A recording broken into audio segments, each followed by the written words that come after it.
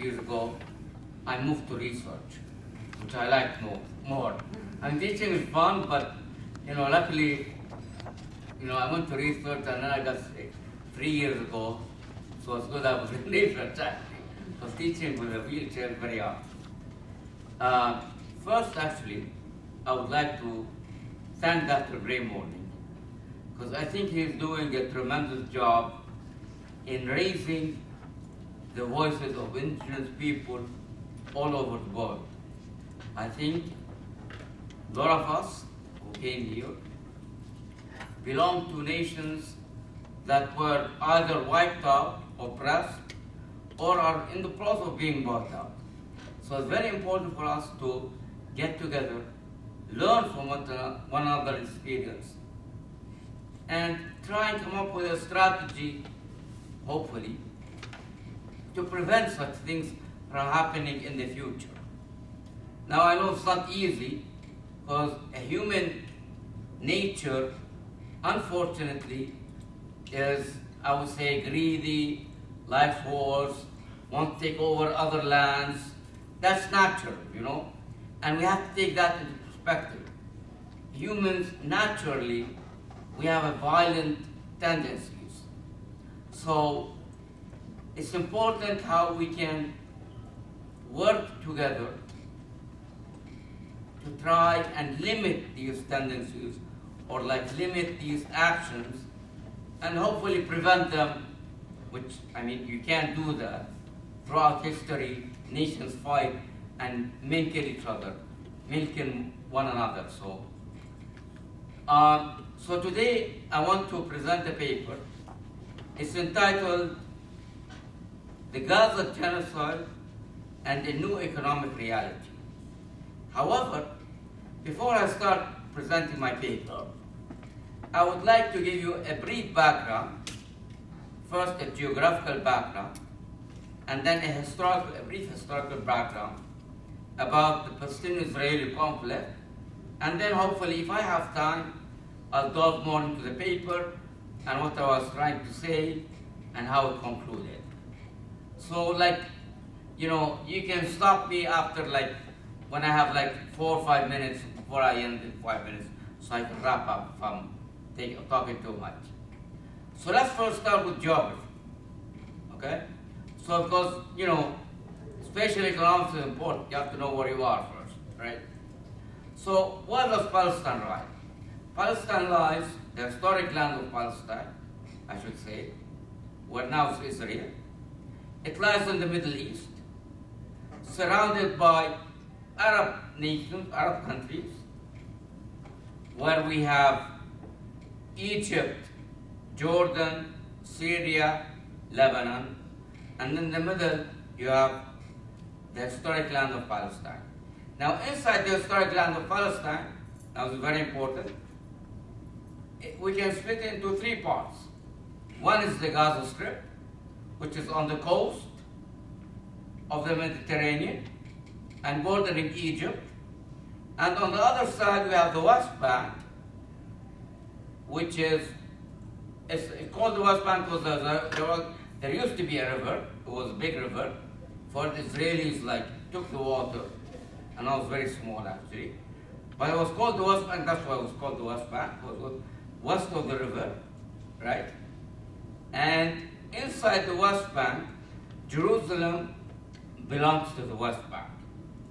And then in between Gaza and the West Bank, the rest of the historic Palestine. Now, after getting the geography out of the way, now we go to the history. How did it all start? Now, it all started, of course, before, a long time ago. But we can say that it started after the end of World War I. Now, of course, there were a lot of seminars, there were a lot of things that led up to that. But let's take that, let's start over there, because I don't want to go back in history because we don't have much time. So we're going to start at the end of World War I. At the end of World War I, what happened? The Ottoman Empire had collapsed. They were defeated because they were allied by the Germans. the British and the French, of course, won World War I. So they decided, right, they want to divide the Middle East. You know, the Middle East was one big chunk. And it caused a lot of problems for them, because one time we attacked Europe from the west, took over Spain, Portugal, and were defeated in France. And the other time we attacked from the other side, were defeated in Vienna. So they realized, what can we do? Divide them, right?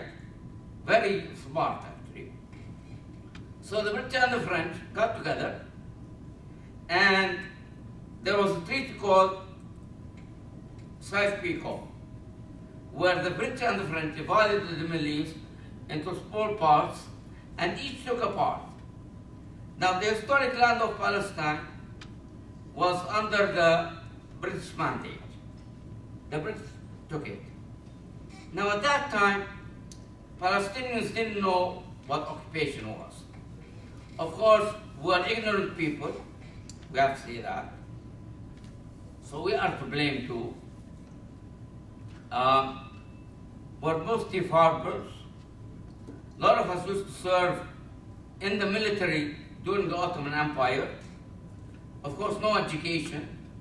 We did not know what United Nations were or any of that stuff, right? Now, most of us, I'm saying. Of course, there were elite education, but the elite were educated, but the rest of the people, we didn't know what was going on. So to us, being under the British occupation is not a big deal. Who cares? So what's the difference? What's the big deal, right? So after they divided us and went under the British occupation, there was another declaration which the President didn't know about till later on, and the neighboring Arab countries. It was called the Balfour Declaration. Now, the Balfour Declaration gave the Jews the right to establish a state inside the historic land of Palestine. And remember, that was after World War I. So we're talking about 1919, right? Somewhere around that period, right? So later, after the Balfour Declaration, the elite Palestinians knew about it, and an uprising happened before World War II. However, the British were able to oppress the uprising, and with the help, of course, the other nations, and the rest of the Arab world was under occupation, so nobody was able to help the Palestinians. So British were able to keep them in control and prevent further escalation. Of course, World War II came about. The leaders of the Palestinians tried to ally, actually we allied with the Germans to try and get rid of the British. However, things didn't play well, and the Germans were defeated. And after the defeat of the Germans, the Balfour Mandate came to existence, and in 1948, the State of Israel was created on the land of Palestine, the historic land of Palestine. Of course, in 1948, the Palestinians fought. However, there was no, were not a match to the Jewish trained and well-equipped military, even though the Arabs all helped the Palestinians, but still they were very weak. And technology, of course, we had no technology at that time. So they were able to defeat all the armies, the Arab armies, including the Palestinian armies. And the Jews did something smart. They massacred a number of villages. Most famous is a village called Deir Yassin, and spread the word. So what happened? You massacre somebody and spread the word, that's the people run away. And that's exactly what happened. Massive migration occurred. 700,000 Palestinians fled the territories that the Israelis took over. That was 85% of the population of that land. And of course, they got the land with no people, which is not what they wanted. So they did a good job. And we were stupid. We fell into the trap. So after 1948, the State of Israel was established, and Palestinians were left with the West Bank, including East Jerusalem and the Gaza Strip. There was a stronghold on those two positions, and the Jewish armies couldn't penetrate these 2 points. So they were kept with the Palestinians. Of course, it was divided. West Bank was given to Jordan. Gaza Strip went with Egypt under their rules. Now, of course, in the coming years, they tried to fight hardly to regain the land that was lost. And of course, refugee camps were established all over the Arab world to keep our identity. They could take us and we can become like them, but they said no, let's keep them in refugee camps so we can keep the identity. Now, the Israelis kept spreading. They did not stop at that point. Palestinians were trying to regain the lost lands, and the Israelis were looking to expand the lands. And that's exactly what happened. Later on, in 1967, the Palestinians lost West Bank and the Gaza Strip. But this time, we are smarter. We learned a lesson.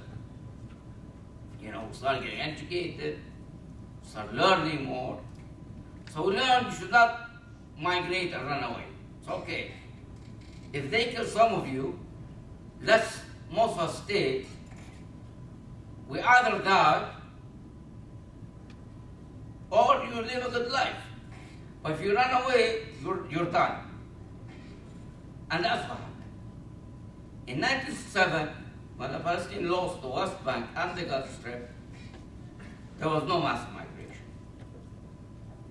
They massacred people here and there, but everybody stayed.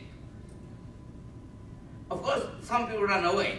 Rich people will always run away, People can make money and educate people or run away. But majority stayed. However, Israelis took it over.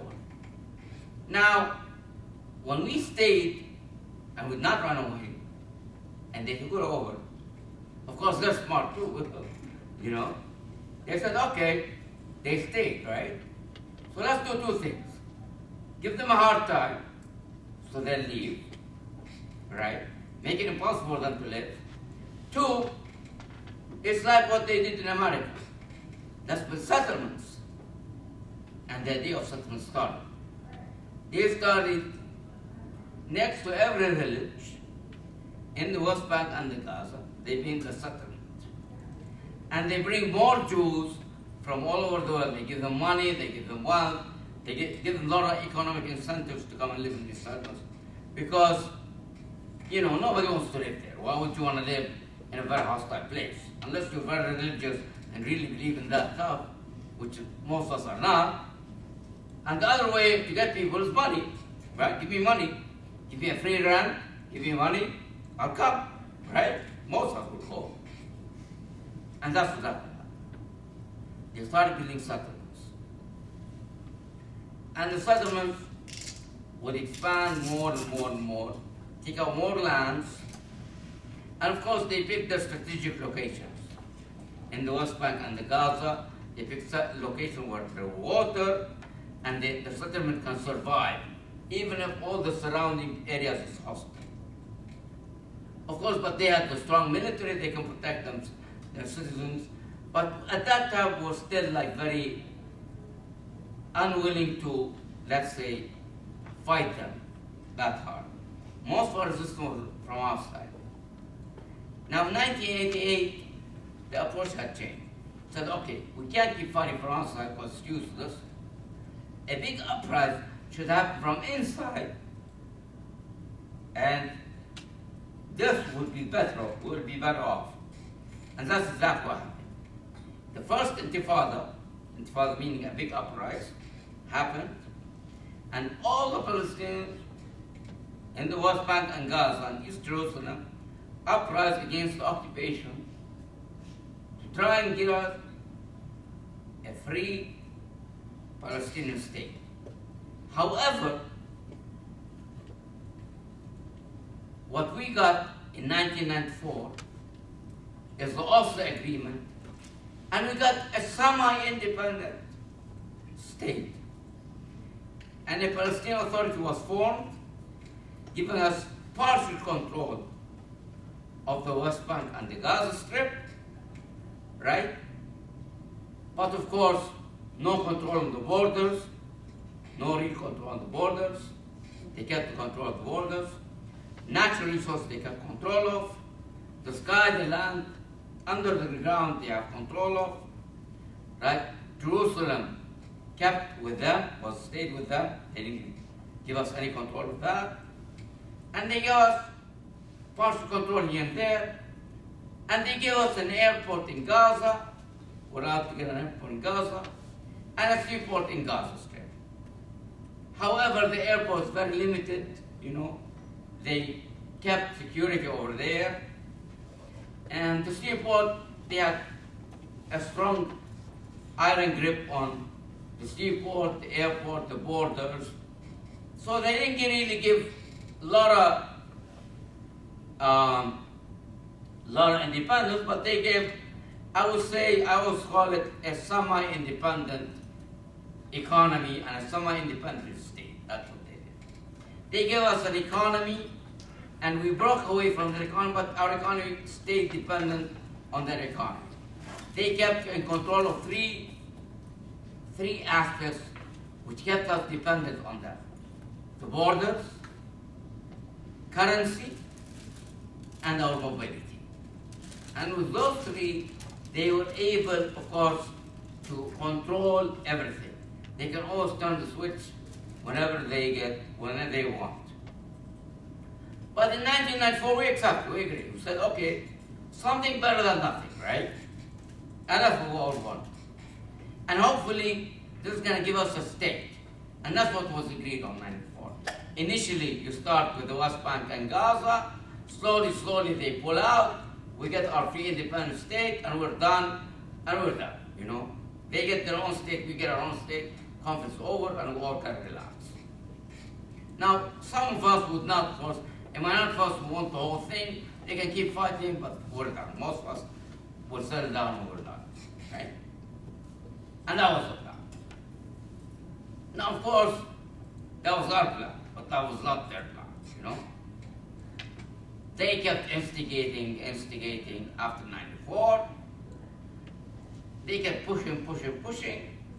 They pushed us to a point. Now, of course, they know how to push us, right? They pushed us to a point where we rebelled, and we had the second intifada, and it started in 2000. This time, we're stronger. They're smarter, but we're also learning. Every time we learn better, right? And we're stronger this time. First intifada, we had rocks on. We'll throw stones and rocks and stuff like that. This time, no. We had weapons. We had some weapons, of course. Can't match their weapons. They're a nuclear power. They have tanks. They have helicopters, they have best air force in the Middle East, of course all backed by the US. But this time we had guns. So we're not actually only with stones, we had not M16, Kalashnikovs, because the Russians and Chinese usually used to help us a little bit. So we had the Russian type Kalashnikovs. So second intifada started in 2000. Of course, they erupted it by Sharon entering Jerusalem. They said they want to take over Jerusalem. And they know how to get us going, It's very easy for them to know. They know how to press our buttons, like they say. And that's what they did. They pressed our button on time. We uprised from the year 2000 to 2003. Now, in 2004-2000, we started out with a partial, semi-independent West Bank Gaza, right? Airport, seaport, limited access, of course, but some access to airport and seaport, right? Now, West Bank, no airport, no seaport, settlements are continuing to expand. End of the second intifada, what happens? Airport, seaport are gone, no more, they destroyed it. Although they built it too. It was all paid by the Europeans and the Americans, but the Israelis destroyed it. No one said anything, they don't care, right? No airport, no more seaport, so that limits our mobility. We're back to, if we want to travel, we have to cross the border. The Gaza, they go across from Egypt, West Bank will cross from Jordan, and we fly from there if we want to have access to airports, right? Secondly, they weakened the Palestinian Authority. They said, okay, this regime, we will weaken them. So they can't even fire a bullet next time. And that's what they did. They killed everybody who was willing to question. And an example is the Palestinian Authority had a strong control on the refugee camps. Now the resistance is mostly always the hardest from the refugee camps. Why? Because refugee camps, those are people who were displaced from 1948. So they have more to fight. And they're still displaced. They want to go back to their homes. So usually refugee camps, I would say, is the mobile or the source of most of the resistance. Because these people are more desperate to fight than the rest of the Palestinians who are on their land, and they never left their home. So the Palestinian Authority had a strong control of the refugee camps, and one of the most hardest refugee camps, who always gets trouble to the Israelis, is Jenin refugee camp, which was under the leadership of a guy called Abu Shushi. Now, what they did is, they surrounded the camp and they asked him to surrender. Now, of course, they know he wasn't going to surrender. So he fought till death, and then with his death, the Palestinian Authority had lost the control of the refugee camps. So no more control. And it was weakened dramatically. All the people who were strong and charismatic leaders were gone, including the head of the Palestinian Authority, Yasser Arafat. He was, of course, they say he died by himself from food poison. Nobody knows how he got the poison, but we all know how they work. They have the technology. They poison. They work with sicknesses. They spread. They can do things which doesn't look sometimes that he died by himself, but Anyway, so including him, he was gone. So now You had weakened Palestinian Authority, lost control of a lot of things. Of course, the treaty, the Oslo Treaty in 1994, giving an independent Palestinian state was gone. No more. We're not talking about that anymore. And the conflict remained. And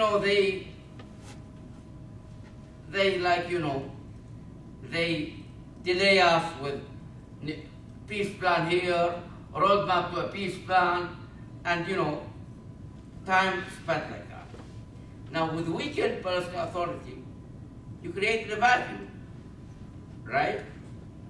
When the vacuum was created, another faction rose up, which was Hamas, and was able to take control of the West Bank. Of the Gaza Strip. So the Israelis knew that. So okay, let's divide and conquer. Easier, right? So that's what happened. Now we had two rival governments, one in the West Bank and one in the Gaza Strip. Two Palestinian rival governments, and in between is Israel. And on the border, Israel maintained an iron grip on both areas, right? Now, each had different philosophy. The Palestinian Authority in the West Bank believed in peaceful negotiations. No, we're going to get our state by peacefully negotiate with the Israelis and the world. And of course the US backing up. US backing up this. So if you convince the US, we can get a state. So let's try and convince the US, Israel, and Europe, and the rest of the world. Now, of course, the rest of the world you can convince, but the US and Israel. And then we get our own state. Now, the other government in Gaza, they said, no, that doesn't work. We're going to fight. We're going to fight till the end, and these people don't know how to talk. The only way they know how to talk is by bullets and fighting. Now, of course, we're not much for the military anyways. We have no chance, but let's go ahead and do that. That's a lot better, right? So each took different paths. Now, in the West Bank, of course, peaceful negotiations doesn't lead anywhere. We got nowhere. On the contrary, our settlements kept expanding and expanding. Now we have maybe close to 600,000 settlers inside the West Bank. Now I'm saying that including Jerusalem, right? Before we had maybe, at the beginning we had like 100, but they keep expanding, 100,000, now we have 600,000 inside the West Bank. So now it's the reality, where those 600,000 are going to go with the Jews? You can't throw them out, so. On the other hand, but we have a good life. Economically we're doing a little bit better. Okay? Gaza Strip, poverty, right? No settlements. They were ready to take out the settlements. That's the good part, because they want to fight, so no one wants to be around them. However, borders are controlled. They live in a big prison, and it's a crappy prison, not even a good prison. Like West Bank, we live in a nice big prison. It's a nice prison. It's a 5-star hotel prison. We have like nice roads, we have nice buildings, we have a good standard of living, but we live in a big prison. Gaza Strip now, big prison, right? No roads, very poor, high level of poverty, more than 30% unemployment rate, right? And desperate people. And no freedom. They can't go anywhere. If they want to leave the Gaza Strip, they have a very hard time because they have a lot of control on the border. So you can't just say, oh, I want to leave tomorrow. No, you can't do that. Before you leave, you have to give permission to the Israelis, Egyptians, and it's a hassle for people to even leave, if you want to leave. So that situation is pretty bad, and economically they're very poor. So now, given those two situations, of course, no seaport, they don't have access to, they're on the beach, they're on the Mediterranean coast, but they don't have access to seaport, no airport, of course, gone, right? And they just were there. And a strong iron grip on them. Nothing can go in, nothing can go out. However, they were unprepared. So they built tunnels, they dug in underground, and on October 7, 2023, they attacked Israel. In that isolated, they wiped out all the military that was surrounding. Now they did that, why? They want their state, and they want freedom. They didn't do it because they don't like Israel, no, that's not. Or they didn't do it because they're having a good life, they want to expand, no. They did it out of desperation. And they did it thinking that this act would lead them to freedom and end years of occupation, would end the economic embargo on them, and they can have their own state on the Gaza Strip. Now, of course, on the other side, in the West Bank, no, we're not doing that. Palestinians are sitting there, right? So on October 7, they did that. Now, what they didn't know is two things. Is one, their natural gas was discovered on the coast of Gaza. So, money, as usual, more economic resources. Gaza now looks good. There's a lot of natural gas. So if Israel expands and takes over Gaza, that's more money, that's good, right? They didn't realize that. And Israel now wants the coast, wants the whole coast, right? The other thing they didn't realize is the world doesn't care that much about genocide that much. We can overlook it. It's okay. And they took refugees.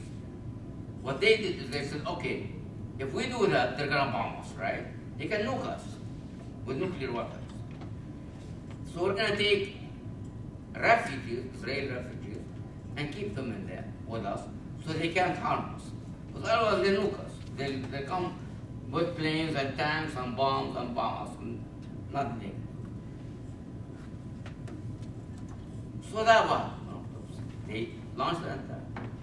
They took, I think, around 200 Israelis, hostages, and they said, okay, we're ready to negotiate.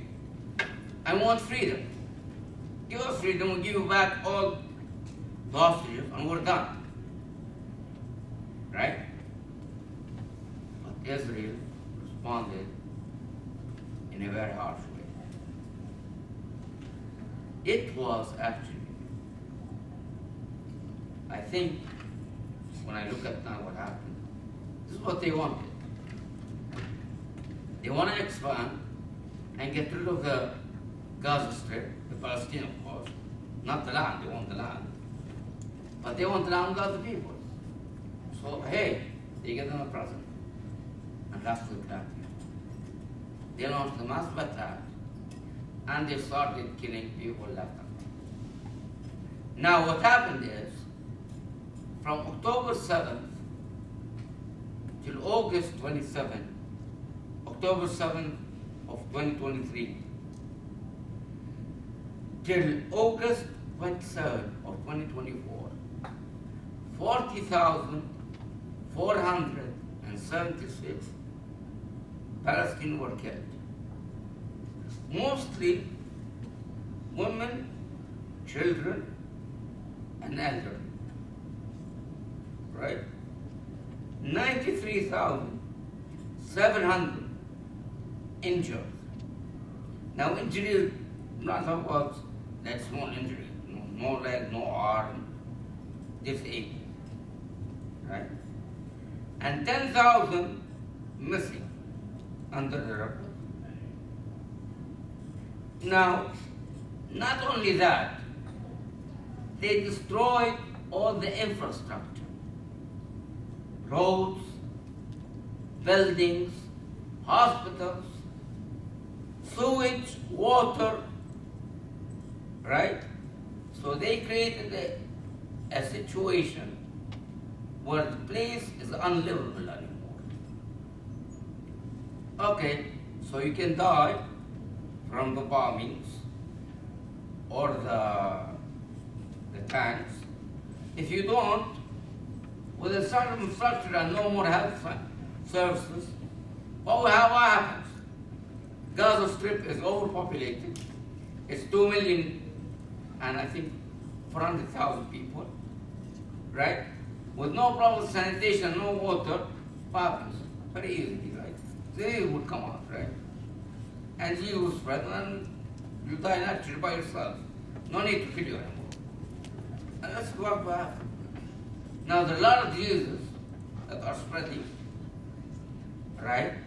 That are coming from just lack of sanitation, lack of proper water, and lack of sewer. And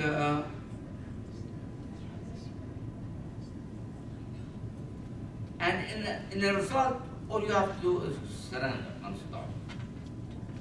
Now, to do that,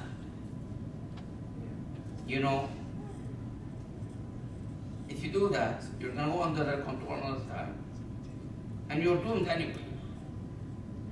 So why would you want to do that too? Okay. Now the only way is you run away, right? And that's what happened. There are 2,400,000 who still alive, are still like in good health. Of course, rich people left. Or rich people who are educated run away, right? So, and the rest just move from one area to another. And that's because Egypt is closing the border, not allowing them to all run away.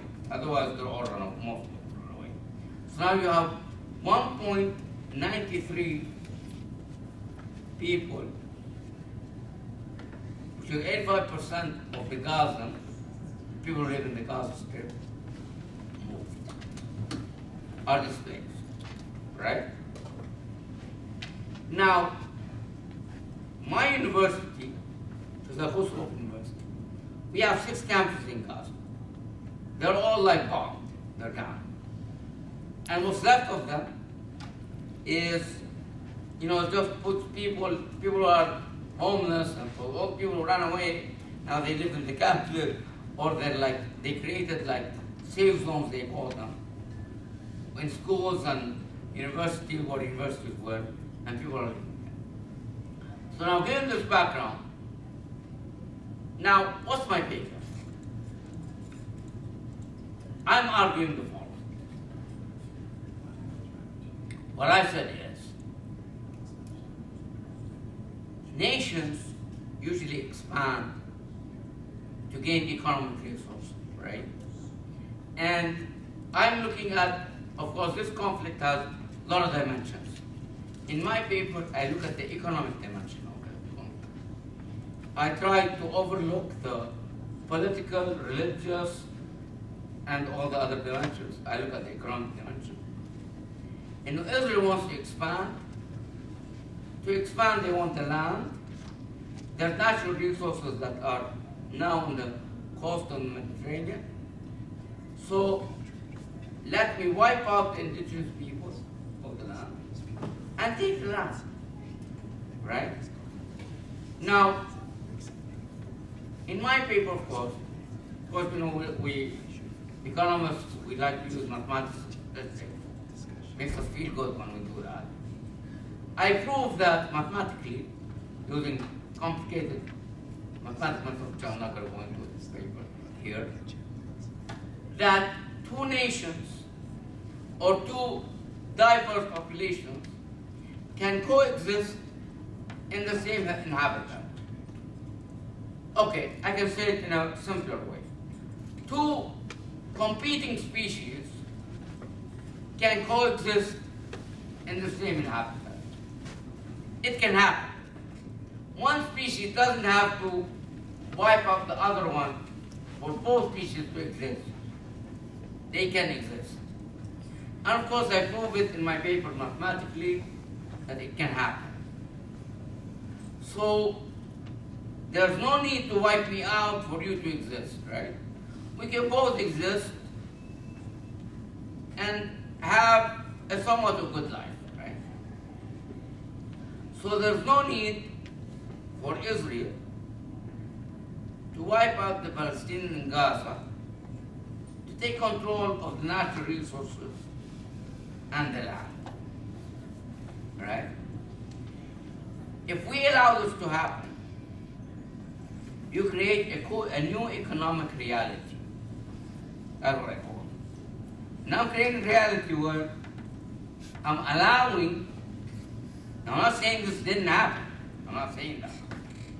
But what I'm saying is, if you create it, if you allow it in this century to happen another time, you're creating a new economic reality that you're allowing nations to say, okay, I want to expand, but I want, or when I want to expand, I want the people, I want the land most of the time.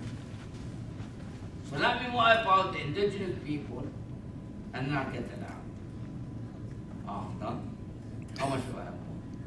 20, okay. Yeah, so that's my argument. All right.